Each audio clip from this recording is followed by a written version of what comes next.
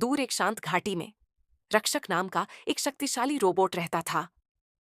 रक्षक को जंगल और उसके निवासियों से गहरा लगाव था। वह अक्सर जंगल में घूमता और जानवरों की देखभाल करता था। उसकी मजबूत धातु की काया और कृत्रिम बुद्धिमत्ता उसे जंगल के लिए एक अनोखा अभिभावक बनाती थी। एक दिन जंगल में एक भयानक आग लग गई। तेज हवाओं के कारण आग तेजी से फैल रही थी और धुएं का गुब्बार पूरे आसमान में छा गया था।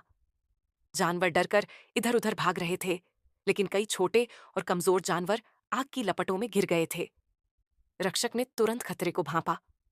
उसका प्राथमिक प्रोग्रामिंग जंगल और उसके निवासियों की सुरक्षा करना था। उसने बिना किसी हिचकिचाहट के आग की ओर बढ़ना शुरू कर दिया।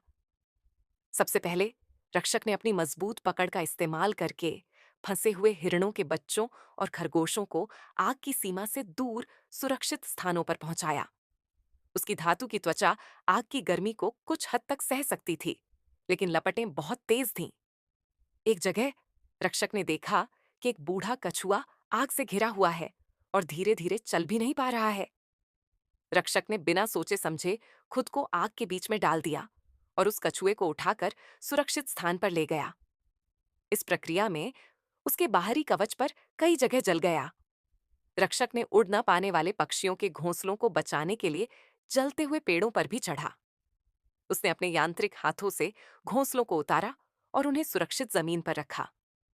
इस दौरान उसके कुछ सेंसर गर्मी के कारण खराब हो गए, जिससे उसकी देखने और सुनने की क्षमता प्रभावित हुई।